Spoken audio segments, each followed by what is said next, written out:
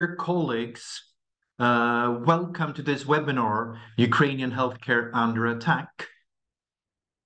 And today, it is more than 1.5 years since Russia launched the invasion of Ukraine, and the war is still ongoing, and each day brings new horrors to Ukraine with widespread destruction.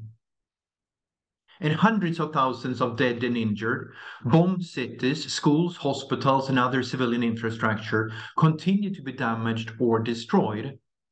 People are forced to flee and families have been separated, and the consequences on health are devastating, and the situation in Ukraine has been defined as a health emergency by the WHO. And during this crisis, health must remain a priority pillar, with health workers being protected so they can continue to save lives, and with health systems and facilities being protected so that they remain functional, safe, and accessible to all who need essential medical services. Healthcare and wounded civilians being targeted in armed conflict or war should never be accepted, not in Ukraine, not in any other settings. This being more important than maybe ever. We must never let this invasion become something that is normalized, something that we accept. We need to continue the discussion. We need to continue to inform about that. My name is Tobias Alfvén, and I'm the president of the Swedish Society of Medicine, or in Swedish, Svenska Läkaresällskapet. And normally I work as a pediatrician and a professor in global child health. The purpose of this webinar today is to present an update on the situation in Ukraine from a medical perspective. And the webinar will focus on the attacks targeting healthcare and how they affect the population and the clinical everyday work for our colleagues in Ukraine. And the webinar has been planned by the Swedish Society of Medicine's Global Health Committee, and especially by Hanna Järndal. A big thanks for all the work in organizing this. Today, we are joined by Pavlo Kovtoniuk, co-founder at Ukrainian Healthcare Center, who will give us a report of the situation and tell us about their work, where they, for example, document attacks on Ukrainian healthcare. I think you've all read about it. Next, Dr. Olha Konstantynovska, a medical doctor and PhD working clinically with pulmonary medicine infectious disease in Kharkiv, will give us an update on what the current situation is like from a healthcare perspective. A warm welcome to both of you, and especially now Olha, who just joined 30 seconds ago with some difficulties with the internet connection. So glad to have both Pavlo and you, Olha, with us here. After that, the presentations, there will be possibilities to ask questions, preferable via the Q&A function in Zoom. You can write in either Swedish or English.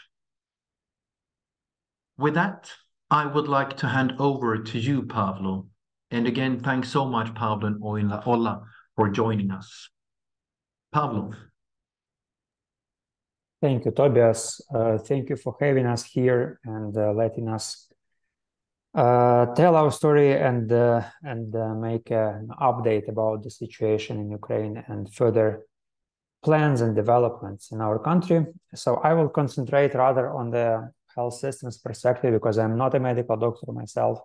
I work as a health systems professional, and I will make an overview of what is happening right now, what are the consequences of what Russian troops already have done to Ukrainian health system. But also I would like to concentrate on the future a little bit, for the reason that it is now getting obvious that the war is getting protracted and is very likely to last long. And that's very important to shift the mind from the single event to the longer process. So my plan is to tell you a little bit about what happened in the past, especially the story about destruction and resilience of the health system in Ukraine, and then to talk a little bit about the current situation and a look forward and underscore the key problem of the future of Ukraine, which is the human capital loss. And then I will address a little bit the issues of health system reconstruction, in particular, investing in people as a key strategy to that, not in buildings, but in people. Now, speaking about how our health system suffered from Russian invasion, you need to know this number. So this is more than 1,000, as for now, 1,104 attacks on healthcare system has been perpetrated by the Russian forces since the beginning of the war. And most of them were concentrated in the first half of the year, where the density of attacks was 5 to 6 every day, which is extremely high. And my message is it's not as a my team has been documenting those attacks for more than a year since the beginning of war, and our main conclusion and my message to you is that it's not a collateral damages. It was a deliberate policy of destroying health infrastructure, especially not only health infrastructure but all civilian infrastructure, especially in the first phase of the war, where Russians thought that they will have a sort of the blitzkrieg, and everything will be fine once they occupy the country, but it turned out it was not the case. And now this immense body of evidence of their war crimes is being gathered and documented, and we're also doing that. And together with our partners, we created this resource, Attacks on Health in Ukraine.org, where you can just make up your own mind of what happened, looking into each and every attack. And there are photos, there are documented evidence about what happened in each and every place in the country where health facility or health worker was attacked. And another message I want to make is that just for you to think about why question. Why did they do that? Why did people do things like this? And our main conclusion out of the year of documenting those war crimes is that the main pattern of Russian behavior was purposeful lack of discrimination in attacking civilian infrastructure in our country. So it's not that they targeted hospitals specifically because they were hospitals, although there were cases of this too, but mainly there was just, they didn't care about whether there are hospitals, schools, other civilian buildings. And events like Siege of Mariupol are the very notorious cases of that, when during the Siege of Mariupol city last year, 80% of health facilities were damaged or destroyed. So you can imagine about other civilian facilities. So that means that Russian troops are knowing what they are doing, and they just didn't care if civilian people, hospitals, schools were on their path. That raises a question, of course, about whether this country still considers itself as a part of the civilized world and European civilization or not, but I leave it for you to think about that. Also, if you want to read more about this, you can read our report, which we prepared with our colleagues from other organizations. This report is about 1 year of Russian assault on Ukraine's health system. There are a lot of details on that, a huge amount of evidence. You will see, you will make up your mind about what has already been done to our country. But I want to concentrate on current state of affairs and also the future, because we need to live on, we need to be resilient, and we need to reconstruct our country and rebuild our country and modernize our country as the world goes on. And here the main challenge would be not that an obvious one, although a lot of people are talking about that, but the scale of the problem is really immense. And that is the human capital loss, which our country suffered. So this demographic pyramid shows the decline in every segment of the population because of the refugee situation after the beginning of war. And you can see that especially in the low segments where children are situated, and also to the right where women are situated, you see that immense loss of human capital, especially the future human capital for our country. The other problem is what we call the loss of the reconstruction generation, because the population of Ukraine, also because of the war and because of the pre-war population decline, is shrinking in the very specific segment of the population, which is the working age population. So this is exactly those people who is expected to rebuild the country, right, during the war. And that's a very, very big challenge we have. We also need to consider that Ukrainian recovery will differ from the this cliche of post-war reconstruction European countries remember from the World War II, for the very simple reason that reconstruction was made on the unprecedented rise in human capital inflow into the country. I think Sweden is also the case. I don't have it on the slide, but also the case because of the high birth rates and high immigration rates. So Ukraine will have completely different. It will have completely different situation. We had a quite sad situation with demographics before the war started, and we will come back to this situation after the war started. And on top of that, we will have the refugee losses and possible future migration losses, not speaking about health issues. Now with the health issues, again, we have another report which our team prepared about very specific health needs which emerged or they were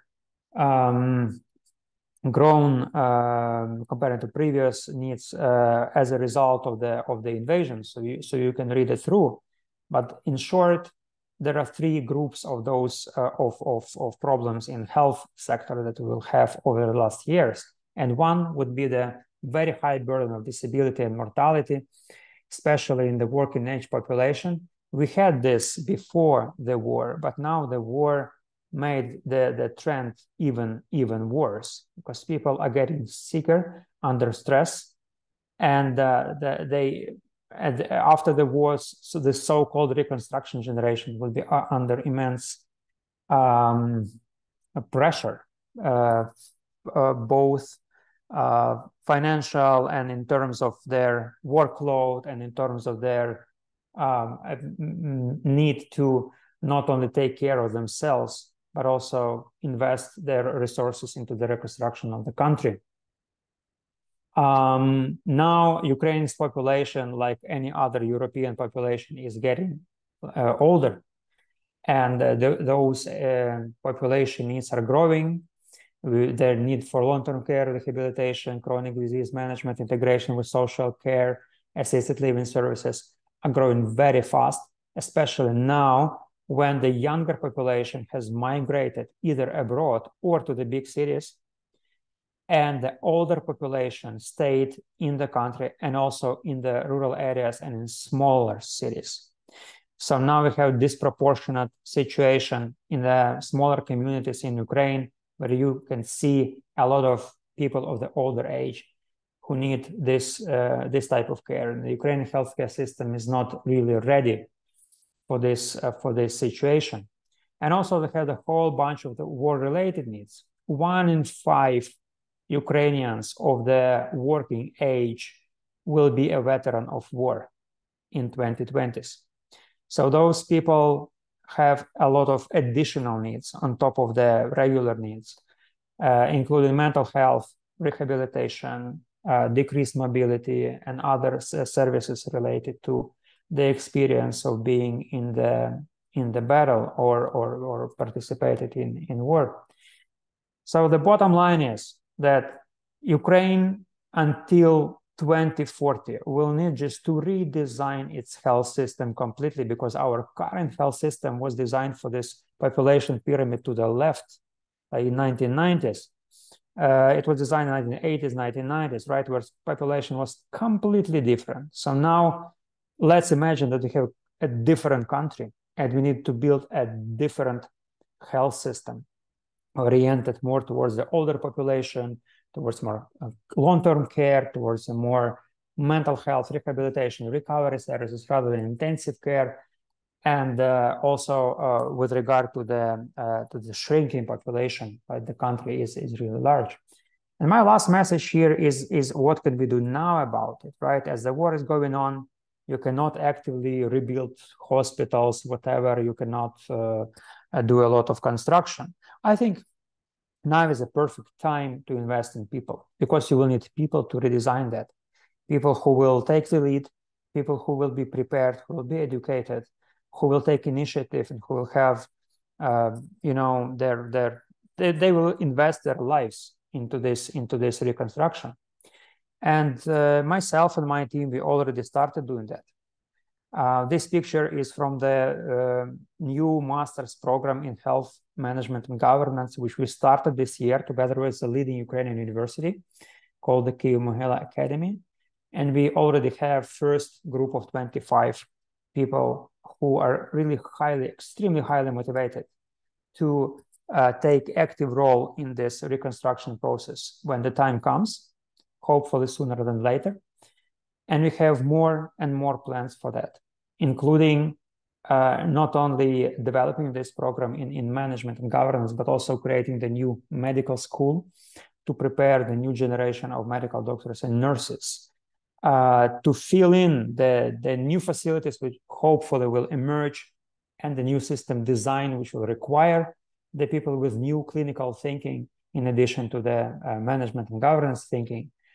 And also, we want to continue to build an intellectual capacity to support this long and very unusual process of reconstruction, because Ukraine will most probably will do it during the war, and it will do it in the situation the population decline, right? Not the population raise. So we will need a lot of creativity. We will need a lot of out-of-the-box approaches and thinking, and that means we need to work with people.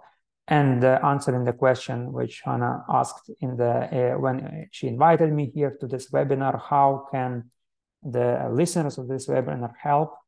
I'm asking you to help in these endeavors, in these goals, through partnerships, through support. This is what we need, working with our people, investing in them. On this, I thank you for your attention. That's all from my side here. Thank you. Thank you so much, Pavlo, for that. And starting and talking about the destruction and devastation that your country is under, and then also showing the thoughts about the future and rebuilding and how to rebuild, and also what you see as the main issues and how we then can participate in supporting what you do. And I'm looking forward to take that discussion forward when we get to the Q&A. And I really appreciated the last slides. They were very concrete requests what we can work on together. But before that, I would like to introduce Olha Konstantynovska, medical doctor and PhD working clinically with pulmonary medicine, infectious diseases in Kharkiv. And you will give us an update on what the current situation is like from a healthcare perspective. Over to you, Olha, and a warm welcome. Thank you very much. I hope you can see and hear me. I have some problems with connection. I'm not sure, but please say if everything. We can hear you very well, and we can see you very well as well. And now we see the slides as well. Okay. So okay. Perfect. Very nice. Thank you very much. So I want to introduce myself, who I am and why I'm here.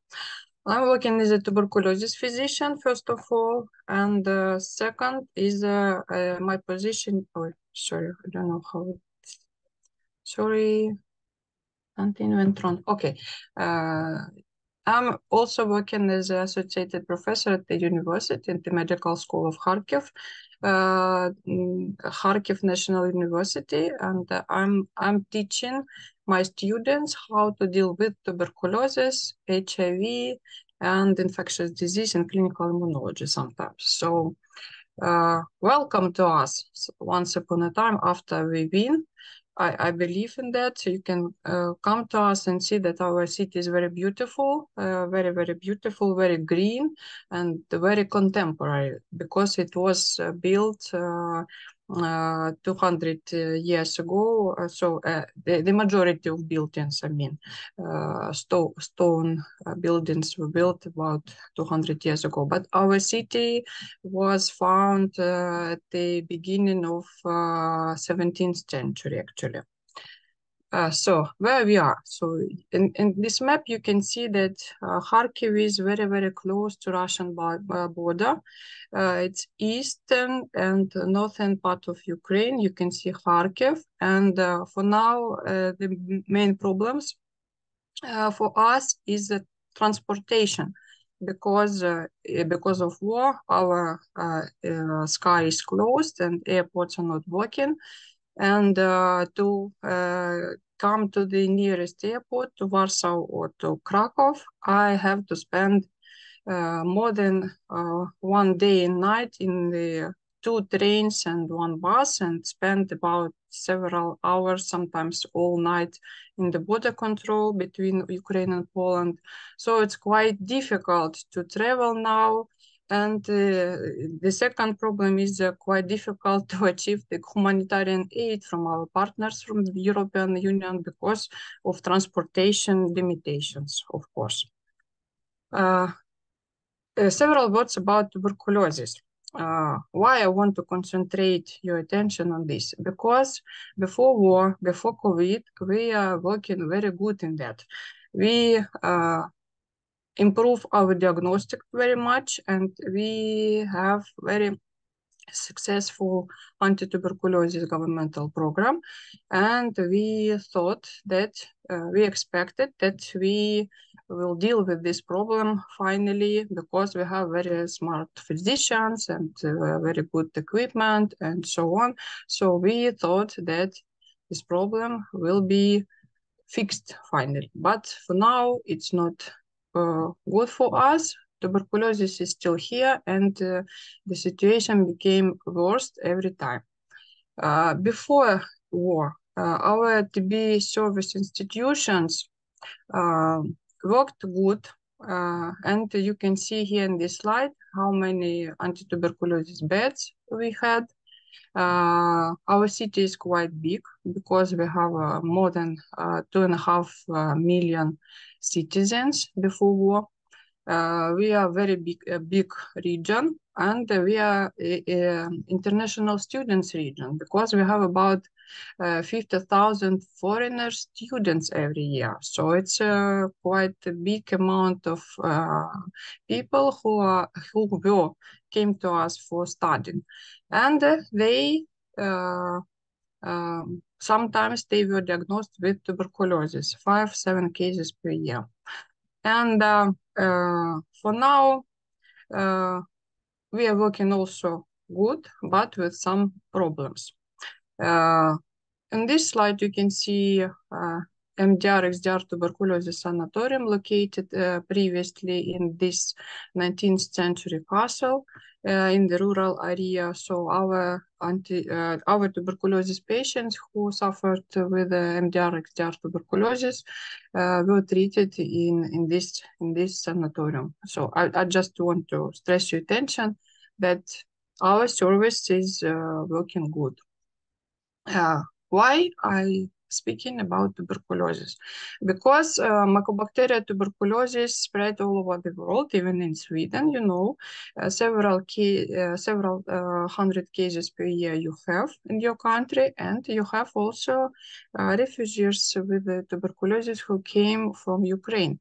And scientists all over the world are trying to control it and try to find the best diagnostics to identify the strains and to identify the genes of resistance to prescribe treatment as fast as possible to decrease the number of cases. It's understandable and a very good goal that we want to achieve finally. And what do we have in Kharkiv? We have about 61% of BGN strains, which came to us from the eastern part of the world, from China, finally. And several patients we have Latin American Mediterranean strain, Siberian, Harlem, and so on. But the main pool of strains of tuberculosis is B gene, which you can find in the publications that this strain of tuberculosis is much more aggressive and develops very fast resistance to anti-tuberculosis drugs. So this is the main problem, and we try to fix it. Also, other problem is opioid substitution therapy. Patients who suffered with the intravenous drug addiction, they can get opioid substitution therapy in our medical services. Even in Kharkiv right now, it's working, still working this program. And we have special website. You can see how many patients and there these patients are. But now it's also some problems with the identification with these patients and to prescribe this treatment. So let's return to war. This picture I took from the last year, from the beginning of war. Then the majority of refugees came to Europe, and the proportion of multi-drug resistant tuberculosis patients were very high. And the problem is that how for this patient to find medical help in European Union, because it's problem. Why it's problem? Because tuberculosis is stigmatized disease. So patients doesn't want to come to general practitioner to say that they have tuberculosis. And our government organization, you can see here the website, Treatment for Ukraine. I found this resource finally, and there is several web pages and links to how to find the location when a patient can find his or her treatment in Europe, even in Sweden. So I have found this map. I don't know if it's correct or not, but I see that several clinics in Sweden are welcoming our patients to receive the treatment. This is good. And what's going on in our facility right now? Kharkiv, you can see here in the map that we are located nearby Russian border, and here is the occupied territory. In this occupied territory, it's a pink location. You can see 4 anti-tuberculosis dispensary departments. Right now, they are temporarily closed because of destruction, because of being occupied, and because of the equipment from these hospitals. Right now, they are not working because of destroyed. It was destroyed. So you can see here the pictures. Anti-tuberculosis dispensary in Izum. This is our department. And this is one of the hospitals in the city of Kharkiv, which also were attacked. And this is school in Kharkiv, in the city center. And I said that we have a lot of humanitarian aid, but it's come with some logistic problems, and we are waiting for several months until 1 or 2 boxes with medications will come to us. So it's a problem. And age structure, I want to say that the majority of tuberculosis patients are aged who have to work and to pay taxes to rebuild Ukraine, of course, but sometimes they can't because they sick with tuberculosis. So our regional anti-tuberculosis dispensary is working very good in this thing, and how we try to do our best. We are sending our medications to the facilities by mail sometimes. We are sending the drugs by volunteer car, and we are working also with the NGOs, different NGOs. They help us to communicate with patients and to collect sputum sometimes to send to the dispensary and so on. So the logistic and transportation is very, very important because our region is very big, and for patients to come to a hospital to be diagnosed, it's a challenge. So sometimes it's dangerous and it's difficult to come. Here is a volunteer car which was attacked by Russians this year. You can see here. And yesterday, my colleagues returned from Izum district, from Kharkiv region. They use portable X-ray viewer. I want to show you what are the medical service we have in this district. So you can see that no windows in the buildings, no heating, no electricity. People use electricity generators. And our team came to this hospital, general practitioner office. You can see that it's almost destroyed without any, how to say, any space to spend time with the patient because it's cold, without heating. And even if we have a portable X-ray viewer, I'm sorry. 1 second, please.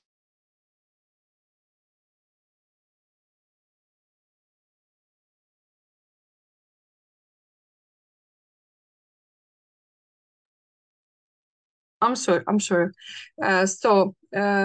Portable X-ray viewer, but it's not working without electricity. So it was very difficult to find a generator to share in some shop. If I'm not mistaken, they took this generator and found the fuel, diesel to make this action possible. And yesterday, 100 patients came to be diagnosed, but fuel were finished in the number 30, if I'm not mistaken. So it's quite difficult to do. So you can see that no space to be comfort with patient, with the people who want to be diagnosed. And I want to show you several clinical cases that we have, very difficult. So clinical case number 1, patient came to us in very, very severe condition. Patient was sick in the anamnesis. It was a patient was sick with MDR tuberculosis 10 years ago, but for these 10 years he was not diagnosed to check what's going on with his lungs, and you can see that the lungs are almost destroyed.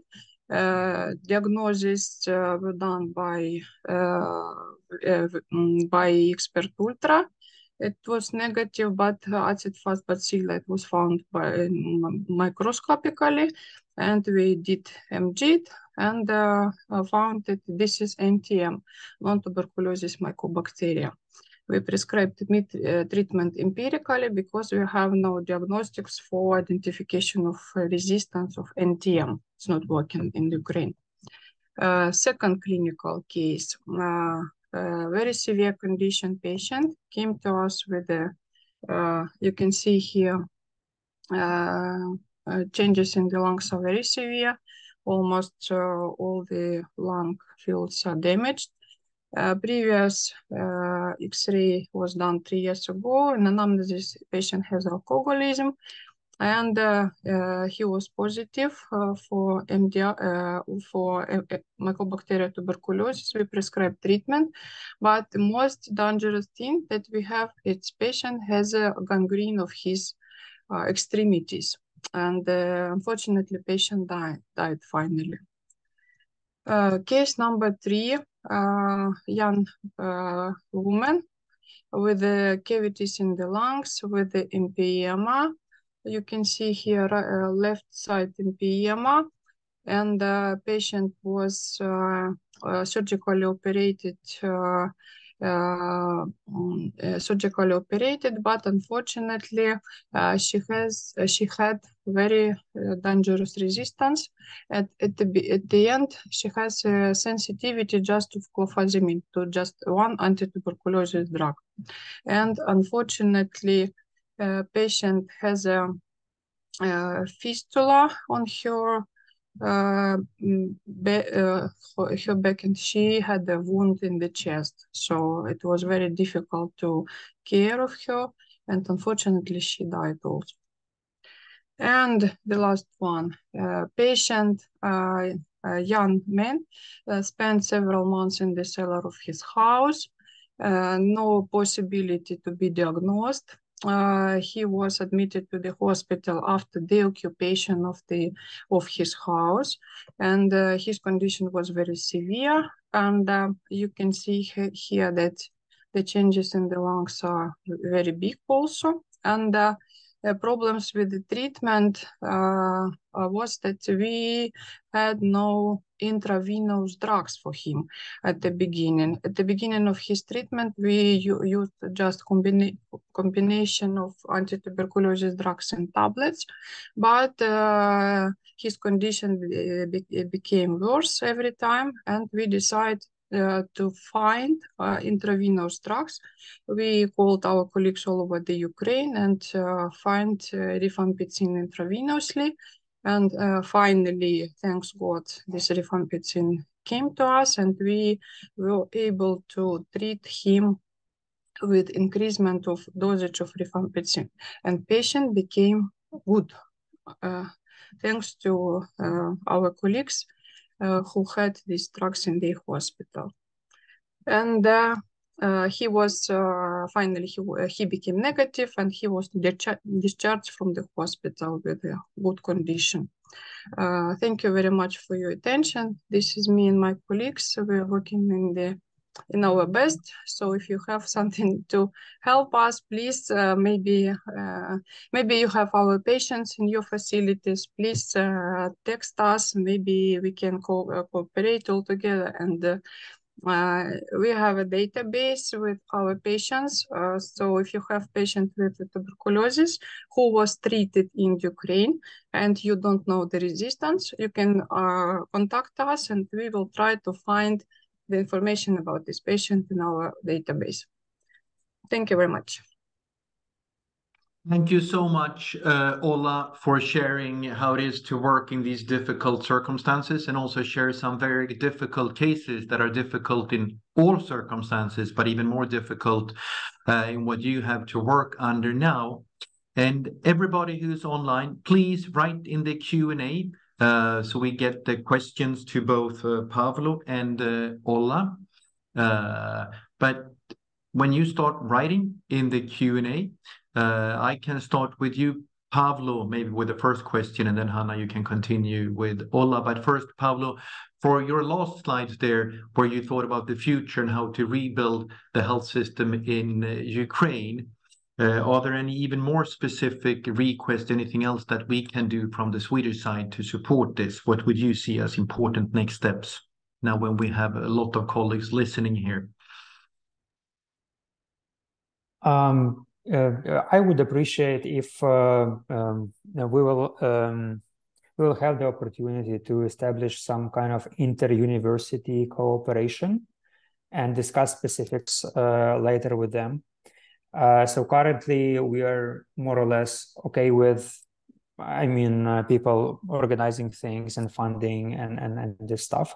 However, we would like to upgrade our program in order to be as much, close to the, let's say, kind of EU European standards, or at least to be in the same narratives, in the same agenda, right, as the Western European countries and the EU countries, as much as possible. So we are okay with our own context, but we would like to have a broader view on the agenda in the European countries in terms of curriculum and and stuff like that. So I would appreciate some kind of inter-university connections between departments and so on. Thank you. Thanks for that, Pavlo. And that's an important and direct feedback to all of us and everybody who listens working at different universities, that we try and reach out. And if anyone has an interest in our idea here, please reach out to us at the Swedish Society of Medicine, Svenska Läkaresällskapet, and we can put you in contact with Pavlo or direct to Pavlo. Now we got some questions here on the... First, a comment from Peter Teslev. When you want to cooperate with Ukraine with restructuring healthcare or help with equipment, who should you contact? Yeah, I can take the Tobias. That depends on the scale and the scope, Peter. So please, you can contact me and we can specify, and I will direct you then either to the government agencies or local governments or whatever agencies best fit your specific request. Excellent, thanks. And the next one is from Filippa Sennersten. Thank you for your important presentation. I've been following what has been written about the healthcare situation in Ukraine, and especially for children. How are you publishing the data required for targeted humanitarian aid?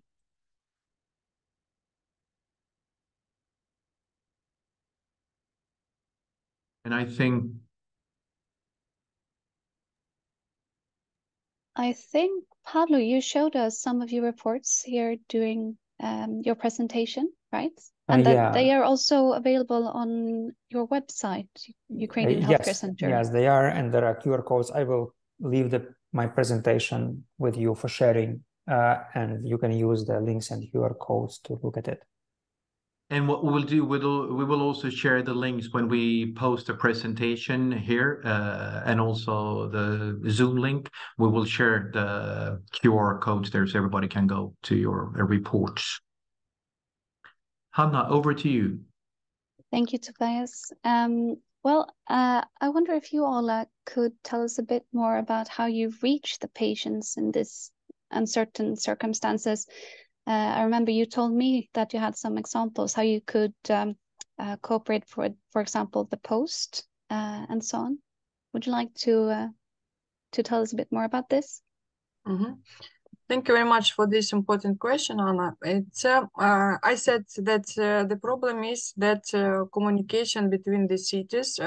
City of Kharkiv is quite big, but the majority of population already returned. But the occupied territory, they have no connection with the big city. And we are cooperating with the Nova Poshta. This is a post office in Ukraine, which help us to send the medications to our patients' houses to the occupied territory. And it's quite fast.